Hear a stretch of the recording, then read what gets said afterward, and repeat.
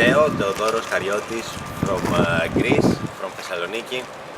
I am a member of the Solidarity Initiative of the Viome self-managed occupied factory in Thessaloniki. It is a factory that was taken over by its workers after it was abandoned by the owners, and it's now producing natural cleaning products and distributing them through the Solidarity channels. We're here in Rome, in Officine Zero, to talk about the process of factory recuperation and how this can be an important practice within a general economic reconstruction from below, through the powers of society, not through the powers of capital. So it is always a contradictory process, because it is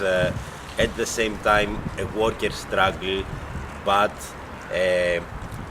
also a struggle to reorganize production with very little means, without working capital, sometimes with very little or obsolete machinery, which also has the limitation of having to compete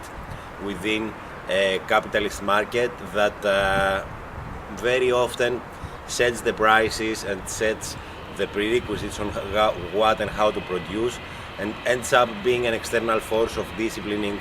of the workers and producing a phenomena of self-exploitation of the self-managed workers.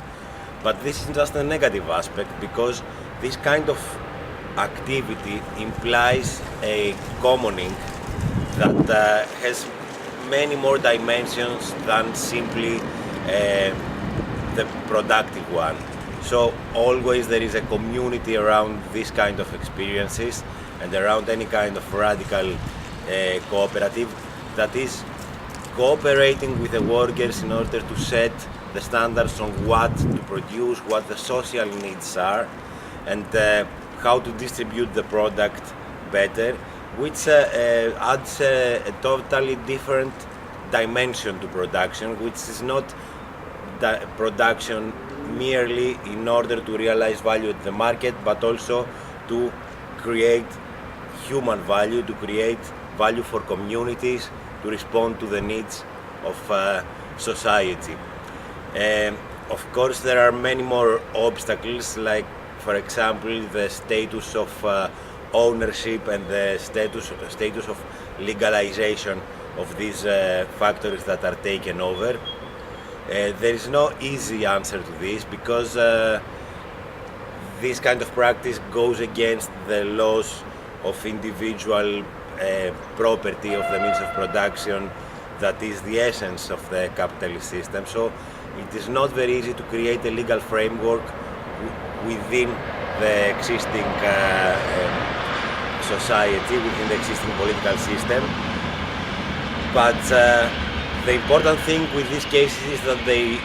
do not rely on strict, narrowly defined legality, but they are seeking more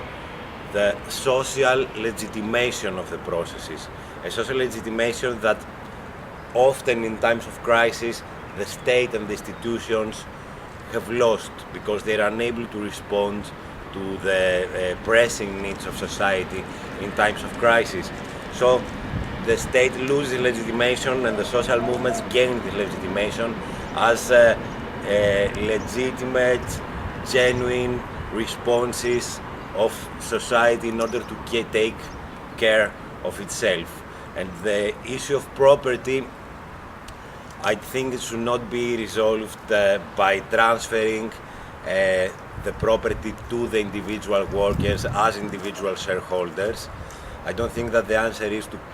have them capitalize all the debts that the owner has towards them or the state has towards them,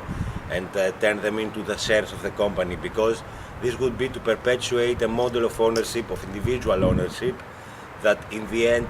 turns the worker into a profit-driven individual, while property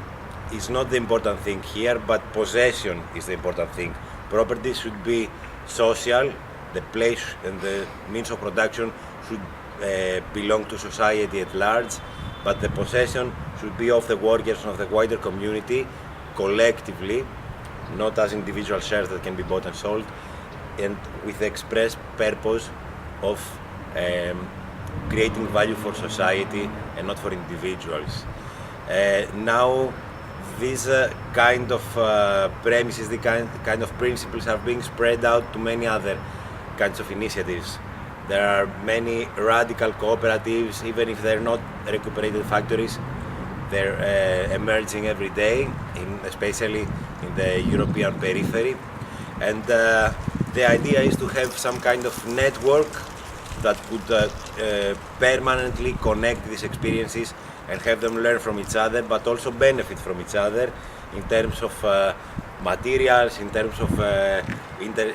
exchange of